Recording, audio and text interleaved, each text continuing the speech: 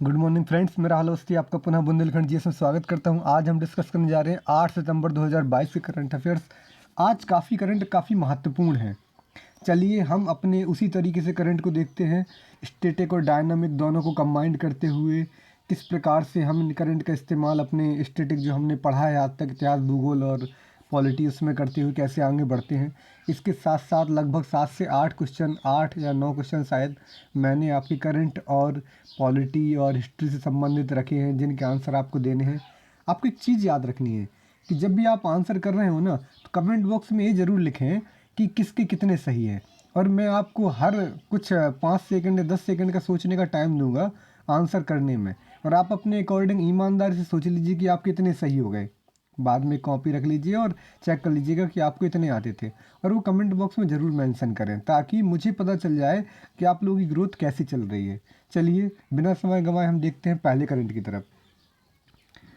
तो दोस्तों पहला करंट है ना, वो 8 सितंबर के दिन के ही तौर पे है। देखिए 8 सितंबर को 2 दिन मनाए जाते हैं अलग अलग। अभी पहले हम इस न्यूज़ में पढ़ते हैं। तो 8 सितंबर 2022 को क्या मनाया गया? इंटरनेशनल लिटरेसी डे मनाया गया, जिससे अंतर्राष्ट्रीय साक्षरता दिवस बोलते हैं। आप याद रखेंगे, ये जो इंटरनेशनल लिटरेसी डे है ना, ये यूनेस्को के द्वारा मनाया जाता है। यूनेस्को, आप जानते हैं, यूनेस्को वर्ल्ड हेरिटेज साइट के लिए लैंग्वेज, भाषा, कल्चर, इन सब को और शिक्षा, इन सबको बढ़ाने और इन सबको सहेजने में बहुत अतुलनीय योगदान दे रही है, बहुत क्रिटिकल रोल प्ले कर रही है। ये यूनाइटेड नेशन का एक संस्था है जो इन सब चीज़ों में बहुत ज़्यादा महत्वपूर्ण रोल प्ले करता है।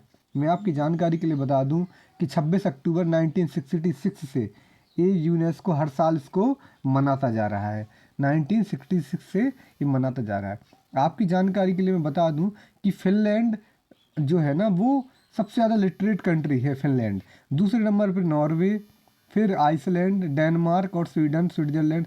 आप समझ पा रहे हैं, ये नॉर्डिक कंट्रीज कहलाते हैं। इनको क्या बोलते हैं? नॉर्डिक कंट्रीज बोलते हैं। और ये आपका यूरोप का जो, और यूरोप और आर्कटिक सर्कल है ना, इसके आसपास सिचुएटेड है। तो फिनलैंड सबसे ज़्यादा, यहाँ पर क्या है? झीलें हैं, झीलों के लिए जाना जाता है।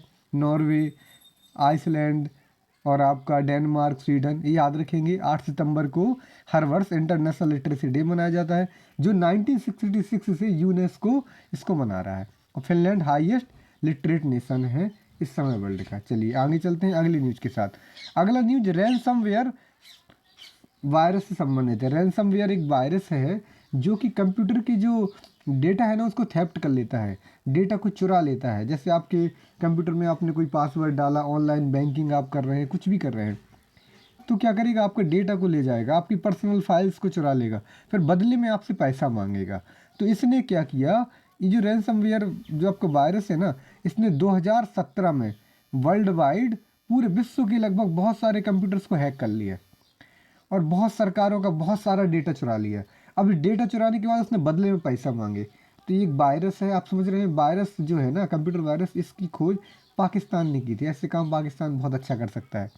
तो याद रखेंगे, इसके लिए रैनसमवेयर सिक्योरिटी एक्सरसाइज बनाई गई है कि मतलब रैनसमवेयर जो वायरस है, इससे संबंधित लोगों को बताया जाएगा, देशों को अवेयर किया जाएगा और उन्हें इन्फॉर्मेशन दी जाएगी इसके बारे में कि इससे हम कैसे अपने आप को बचा सकते हैं। ठीक है, महत्वपूर्ण क्या है, अगर हम करंट के बारे में इसको जोड़ के चलें तो 26 देशों को भारत और ब्रिटेन सरकार ने, भारत और मतलब इंडिया और ब्रिटिश सरकार ने मिलकर 26 देशों को इसके बारे में बताया। कितने देशों को? 26 देशों को उन्होंने बताया कि ये जो साइबर क्राइम के जो मैटर आ रहे हैं ना, रैनसमवेयर वायरस से संबंधित, इनसे कैसे निपटना है, इनसे कैसे लड़ना है, इनसे कैसे इनको कम किया जा सकता है, इससे संबंधित ये करंट था। तो आपने जाना, रैनसमवेयर एक कंप्यूटर वायरस है जिसने 2017 में वर्ल्ड वाइड अटैक किया था, बहुत सारे कंप्यूटर्स को हैक कर लिया था, उनके डेटा को चुरा लिया था। और इससे निपटने के लिए भारत और ब्रिटिश सरकार ने, इंग्लैंड सरकार ने, दोनों ने क्या मिलकर ना 26 देशों को इसके बारे में अवेयर कराने का फैसला लिया है। चलिए अगले न्यूज के साथ। जैसा कि मैंने बताया आपको कि जो 8 सितंबर है ना, वो इंटरनेशनल लिटरेसी डे के रूप में भी मनाया जाता है, जिसे अंतर्राष्ट्रीय आपका क्या है मतलब साक्षरता दिवस के रूप में भी मनाते हैं। और इसको ही ना 8 सितंबर को वर्ल्ड फिजियोथेरेपी डे के तौर पे भी मनाया जाता है। फिजियोथेरेपी समझते हैं आप कि जैसे आपने देखा होगा कि कई रोगों का इलाज ना, जैसे किसी का कई रोग हैं तो उनको फिजियोथेरेपिस्ट मतलब आता है, उनको उनकी मसाज करता है और उससे वो सही हो जाते हैं। तो कई जो असाध्य रोग है ना, उनका जो इलाज है ना वो फिजियोथेरेपी में है। तो फिजियोथेरेपी को बढ़ावा देने के लिए, फिजियोथेरेपी से रोगों को निदान करने के लिए, रोगों को सही करने के लिए वर्ल्ड फिजियोथेरेपी डे मनाया जाता है। कब मनाया जाता है? 8 सितंबर को। इसका मुख्य काम क्या है? लोगों को आज के दिन मनाने से क्या होगा कि लोगों को इसकी जागरूकता बढ़ेगी। लोग ना इसके बारे में जान पाएंगे कि देखिए जो फिजियोथेरेपी डे है, इसका मनाने का मेन उद्देश्य समझ में आया आपको, कि लोगों को जागरूक करना है कि इसके एडवांटेज क्या है। चलिए अगले न्यूज़ के साथ चलते हैं। अगला न्यूज़ बहुत महत्वपूर्ण है, इसमें 3-4 क्वेश्चन बन रहे हैं, 4 क्वेश्चन। अभी देखिए मैं आपको ये बताना चाहता हूँ कि प्रधानमंत्री नरेंद्र मोदी मतलब PM TB free India campaign चलाया जा रहा है। प्रधानमंत्री टीबी मुक्त भारत अभियान चलाया जा रहा है। ये कल से चालू होगा। नाम क्या है? प्रधानमंत्री टीबी फ्री इंडिया कैंपेन, मतलब प्रधानमंत्री टीबी मुक्त भारत अभियान चलाया जा रहा है, जो कल से स्टार्ट होगा। कल क्या है? 9 सितंबर है, तो 9 सितंबर से स्टार्ट होगा। याद रखेंगे इसका मकसद क्या है। देखिए इंडिया में बहुत सारे टीबी के केसेस आते हैं। टीबी जिसे ट्यूबरक्लोसिस कहते हैं। याद रखेंगे टीबी एक बैक्टीरियल डिसीज़ है। क्या है? एक टीबी एक बैक्टीरियल डिसीज़ है, मतलब जो बैक्टीरिया से होने वाली बीमारी है। आपकी जानकारी के लिए बता दूं, जो टीबी है ये फेफड़ों को अफेक्ट करती है। जो फेफड़े होते हैं ना, व्यक्ति के जो लंग होते हैं उनको अफेक्ट करती है, फेफड़ों को अफेक्ट करती है टीबी। और इससे व्यक्ति नहायत ही कमज़ोर हो जाता है, उसको इन्फेक्शन हो जाता है और इन्फेक्शन के बाद कुछ समय बाद उसकी मृत्यु हो जाती है। तो टीबी से मुक्त करने के लिए भारत सरकार ने बहुत पहले एक निर्णय लिया था कि हम 2025 तक भारत को टीबी से मुक्त कर देंगे, लेकिन अभी तक ये हो नहीं पाया। 2022 ख़त्म होने की कगार पर है, लेकिन अभी ये हो नहीं पाया। तो इसको और आगे बढ़ाने के लिए कि कैसे हम इसको ख़त्म करें, कैसे हम टीबी मुक्त करें भारत को, तो इसके लिए कैंपेन चलाया जा रहा है, जिसको चलाने का मुख्य कार्य राष्ट्रपति द्रौपदी मुर्मू, जो कि हम बता चुके हैं उड़ीसा की हैं, और हमारी जो राष्ट्रपति बनी है द्रौपदी मुर्मू जी, इसको आगे बढ़ाने वाली हैं। तो याद रखेंगे पीएम टीबी फ्री कैंपेन कब चलाया जा रहा है? अभी चलाया जा रहा है। ठीक है, अगला न्यूज़ है हमारा। अगला न्यूज़ हम जो पढ़ने जा रहे हैं वो क्या है दोस्तों? अगला न्यूज़ है वो आपका यूनेस्को के बारे में अभी हमने पढ़ा। इसने क्या, वर्ल्ड लिटरेसी डे है ना, जो विश्व साक्षरता दिवस, उसके बारे में भी बात कर रहा है। इसके अलावा यूनेस्को क्या करता है? विश्व विरासत स्थल के रूप में शहरों को सिलेक्ट करता है, फिर उनको फंड देता है, उनको पैसा देता है, फिर उनकी जो वर्ल्ड हेरिटेज साइट है ना उनको बढ़ावा देता है। तो यूनेस्को ने ना भारत के 3 शहरों को चुना है। किसके लिए? Global network of learning cities के लिए। उसने ऐसे 44 देशों से 77 शहरों को, 44 देशों से 77 देशों को सेलेक्ट, मतलब 77 शहरों को सिलेक्ट किया है। उन 77 में 3 अभी अभी भारत के सिलेक्ट किए गए हैं। तो याद रखेंगे तेलंगाना, जो कि आपको याद होगा फरवरी 2014 में आंध्र प्रदेश से अलग हुआ था। तेलंगाना का एक शहर है जिसका नाम है वारंगल, उसको शामिल किया गया है। केरला का जो आपका एक सिटी है जिसका नाम है त्रिशूर, उसको शामिल किया है। और केरला का एक और सिटी है जिसका नाम है नीलाम्बुर।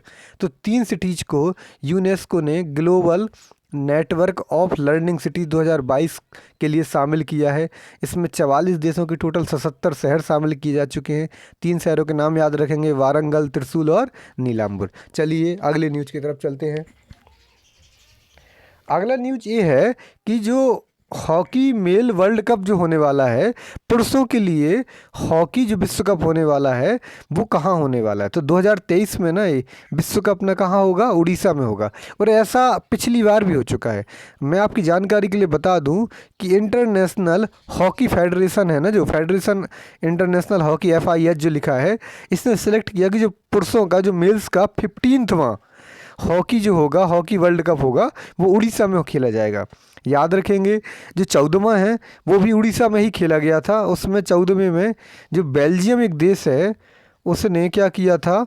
नीदरलैंड को हराकर इस विश्व कप को जीत लिया था। नीदरलैंड एक देश है, एक बेल्जियम देश है। तो याद रखेंगे 14वां जो था उसमें उड़ीसा में हुआ था वो भी, और उसको बेल्जियम ने किसको? नीदरलैंड को हराकर जीत लिया था। अब 15वां भी उड़ीसा में ही होने वाला है। चलिए अगले न्यूज़ के साथ।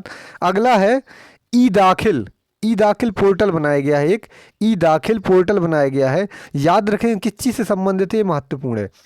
तो ये जो उपभोक्ता मामले और खाद्य मंत्रालय है ना, उस दोनों ने मिलके ना इसको बनाया है। तो याद रखेंगे भाई, consumer matters and food and public distribution ministry है जो, उसने बनाया है इसको। इसने क्या किया कि जो ऑनलाइन जो लोग शिकायत करते हैं ना, उनके जैसे कई लोगों ने कई महंगी महंगी चीज़ें दे दी या खाद्य चीज़ों में उनको लूट लिया, महंगा कर दिया, घाटा कर दिया उन्हें, तो उनके साथ थेफ्ट हो गया, तो उसके लिए वो ऑनलाइन शिकायत दर्ज कराएंगे और उनकी शिकायत का निपटान होगा। तो ये ग्रेवियस रिड्रेसल मैकेनिज्म है एक, जिसमें शिकायतों का निपटान होना है। चलिए अगला न्यूज़ के साथ चलते हैं हम। अगला न्यूज़ डीआरडीओ से संबंधित है। डीआरडीओ ने ना फिर से एक मिसाइल बनाई है जिसका नाम है quick range surface to air missile, QR SAM के नाम से जानी जाती है। QR SAM, quick range surface to air missile, मतलब सरफेस टू एयर मिसाइल मतलब ये सरफेस से चलाई जाएगी और एयर में मतलब जो हवा में ना मार करेगी, ठीक है। ज़मीन से आसमान में मारक क्षमता वाली quick range surface to air missile को बनाया है किसने? डीआरडीओ ने। आपकी जानकारी के लिए बता दूं, डीआरडीओ 1958 में बनाया गया था, जिसको डिफेंस मिनिस्ट्री या रक्षा मंत्रालय की रिसर्च और डेवलपमेंट शाखा के अंतर्गत रखा गया है। रिसर्च मतलब आपका किसी चीज़ का अनुसंधान और रिसर्च एंड डेवलपमेंट, अनुसंधान और विकास शाखा के अंतर्गत रखा गया है। याद रखेंगे डीआरडीओ के जो अध्यक्ष हैं वो एक कामत सर हैं। अभी आपको जानकारी के लिए मैंने आपको बताया था, अभी कौन है? बीएस कामत हैं, या जो भी नाम है आप जानते हैं, बताने की ज़रूरत नहीं है। आपकी जानकारी के लिए बता दूं, डिफेंस मिनिस्ट्री के अंतर्गत आता है। इसका जो हेड क्वार्टर है वो नई दिल्ली में है। डीआरडीओ हमारे यहाँ मिसाइल को लॉन्च करने में, नए नए वीपन्स बनाने में, नए नए हथियार बनाने में बहुत क्रिटिकल रोल प्ले करता है। और जितने भी मिसाइलें बनती हैं वो उड़ीसा के चांदीपुर के पास व्हीलर आइलैंड या अब्दुल कलाम आइलैंड, जिसका नाम हो गया है, वहाँ से टेक ऑफ होती हैं। चलिए अगले न्यूज़ के साथ हम बात करते हैं। प्रधानमंत्री नरेंद्र मोदी जी ने क्या किया कि एक 28 फीट की ऊंची एक मूर्ति का अनावरण किया। ये मूर्ति 28 फीट ऊंची है और ये इंडिया गेट के पास लगाई गई है। आपको मैं बता दूं, ये सुभाष चंद्र बोस जी की मूर्ति है, बस इतना महत्वपूर्ण है। चलिए अगले न्यूज़ के साथ चलते हैं। अभी ना अभ्यास फाइटर, एक्सरसाइज फाइटर के नाम से एक एक्सरसाइज शुरू करने की बात की गई है कि ऐसा करते हैं भाई, दो देश मिलके ना एक एक्सरसाइज का मतलब शुरुआत करते हैं। एक एक्सरसाइज किस लिए की जाएगी? वायुसेना है जो एयरफोर्स है ना, आपको पता होगा जो जापान की एयरफोर्स है ना, वो 1950 और 1945 से ही ना बहुत स्ट्रांग थी। बाद में उसके हिरोशिमा और नागासाकी दो सिटी है ना, उनको बर्बाद कर दिया गया 6 अगस्त और 9 अगस्त से। फिर ना अमेरिका ने उसकी जो सुरक्षा है ना उसका दायित्व ले लिया, लेकिन आज भी जापान टेक्नोलॉजिकल रूप से बहुत आगे है। तो जापान की जो एयरफोर्स है वो भी बहुत आगे है। तो वहाँ की एयरफोर्स और हमारे यहाँ की एयरफोर्स, इंडियन एयरफोर्स, दोनों मिलकर ये जॉइंट एक्सरसाइज करेंगी। और एक्सरसाइज में ये अपने आपस के ना जो एक टैक्टिक्स होंगी, वार टैक्टिक्स होंगी, युद्ध में लड़ने के तरीके होंगे, तो इनको एक दूसरे के साथ शेयर करेंगी। जानकारी के लिए मैं बता दूं, ऐसा पहली बार होने वाला है और दोनों सरकारें एक दूसरे के लिए ऐसा करने पर सहमत हो गई हैं। चलिए अगला न्यूज़ है।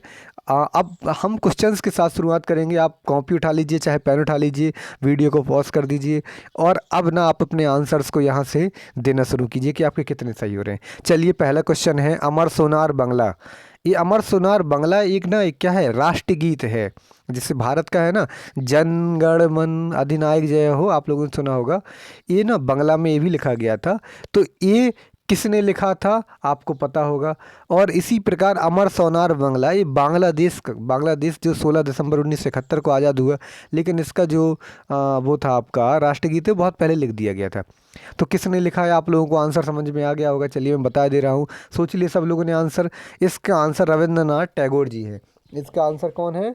रविंद्रनाथ टैगोर जी है। तो रविंद्रनाथ टैगोर ने अमर सोनार बांग्ला लिखा और इन्होंने ही क्या किया था, अमर सोनार बांग्ला लिखा, इन्होंने ही हमारे यहाँ का वो लिखा था, कौन? जनगण मन। तो हम एकमात्र ऐसे व्यक्ति जिन्होंने दो देशों का राष्ट्रगान लिखा है, तो वो कौन है? रविन्द्रनाथ टैगोर। चलिए अगला न्यूज के साथ चलते हैं हम। अगला न्यूज है कि प्रधानमंत्री नरेंद्र मोदी ने अभी हाल ही में ना पहला पैसेंजर ड्रोन मतलब यात्री ड्रोन का अनावरण किया है, उसको मतलब अनवेल किया है या इसको इनॉग्रेट किया है। तो याद रखेंगे अब ऐसा ड्रोन बनाया गया जो यात्रियों को ले जाएगा, 1-2 लोगों को या हो सकता है 3 लोगों को बैठा के ले जाए। तो इसका नाम क्या है, ये महत्वपूर्ण है। आप लोगों ने सोच लिया, इसका नाम है वरुणा। वरुण मतलब होता है हवा, हवा में उड़ने वाला। ज़्यादा लोगों को लगेगा कि जटायु भी हो सकता है, लेकिन वरुणा, वरुण मतलब क्या होता है, हवा में उड़ने वाला। वरुण मतलब क्या होता है, वायु। चलिए आगे याद रखेंगे। अगला जो है उसको देखते हैं हम। अगला जो क्वेश्चन है वो हमारा ये है कि जो ये हमने ना सारे सेक्टर्स को उठाया गया, जैसे एनवायरनमेंट से उठाया क्वेश्चन कि among the following countries which one of the following has the highest biodiversity. ऐसा कौन सा देश है जिसकी बायोडाइवर्सिटी समझते हैं ना, जैव विविधता सबसे ज़्यादा है, जहाँ पर बहुत ज़्यादा छोटी सी जगह में जैव विविधता की एक परिभाषा होती है कि एक छोटी सी जगह में 1500 से ज़्यादा एंडेमिक स्पीसीज हो और वहाँ की जो वैरायटी है ना बहुत ज़्यादा, जीव जंतु और पेड़ पौधे बहुत ज़्यादा पाए जाए। तो आप लोगों ने आंसर जान लिया। तो सबसे ज़्यादा जो जैव विविधता है वो कहाँ पर है, ब्राज़ील में है। कहाँ पर है, ब्राज़ील में। कहाँ पर है, ब्राज़ील में। चलिए अगले क्वेश्चन के साथ चलते हैं। अगला क्वेश्चन है खार्ची महोत्सव। खार्ची महोत्सव का नाम कहाँ मनाया गया? तो खार्ची महोत्सव त्रिपुरा में मनाया गया। कहाँ मनाया गया, त्रिपुरा में मनाया गया। चलिए अगली न्यूज़ के साथ चलते हैं। अगला करंट है विश्व जनसंख्या दिवस, वर्ल्ड पॉपुलेशन डे कब मनाया जाता है? एग्जाम्स का फेवरेट क्वेश्चन है, बहुत पूछा जाता है।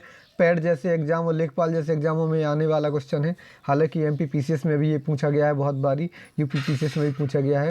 तो याद रखेंगे जो वर्ल्ड पॉपुलेशन डे है वो कब मनाया जाता है, वो आप लोगों को आंसर पता है फिर भी मैं बता दे रहा हूँ, 11 जुलाई को मनाया जाता है। चलिए अगले न्यूज़ के साथ। अगला करंट अफेयर है हमारा जो अभी जुलाई का करंट अफेयर है, इसके बारे में जानते हैं कि जेम्स मरापे, इनका नाम क्या है, जेम्स मरापे, ये नए प्रधानमंत्री बने हैं किस देश के? इन्होंने एक शपथ ली है प्रधानमंत्री की, ओथ ली है। तो ये पापुआ न्यू गिनी एक देश है, छोटा सा आइलैंड है, इसके प्रधानमंत्री बने हैं। चलिए अगला न्यूज़, आप लोग सोच पा रहे होंगे ये वाला न्यूज़, आप लोग बताइएगा, पॉलिटी में पढ़े होंगे कि who has the power to make law subject mention in concurrent list. समवर्ती सूची में जो सब्जेक्ट लिखे गए हैं, आपको पता है 3 सूची हैं, राज्य सूची, केंद्र सूची और समवर्ती सूची। तो स्टेट लिस्ट, सेंट्रल लिस्ट और कॉन्करेंट लिस्ट। तो कॉन्करेंट लिस्ट या जिसे समवर्ती सूची कहा जाता है, इसमें जो सब्जेक्ट लिखे गए हैं तो उन पर कौन कौन से, मतलब राज्य सरकारें, केंद्र सरकारें क्या दोनों कानून बना सकती हैं, क्या केंद्र सरकार अकेले बना सकती हैं? आप लोगों को इसका आंसर पता होगा।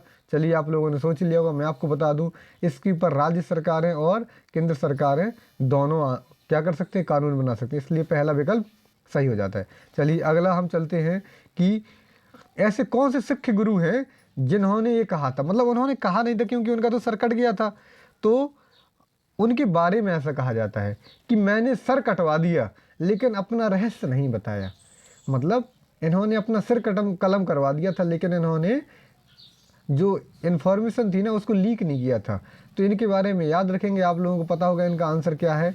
तो आप लोग इनका आंसर बताइए ज़रा, सोच लिया आप लोगों ने? तो इनका आंसर है तेग बहादुर जी। अब आंसर मुझे कमेंट बॉक्स में मेंशन कीजिए कि तेग बहादुर जी का सर कलम किसने करवाया था।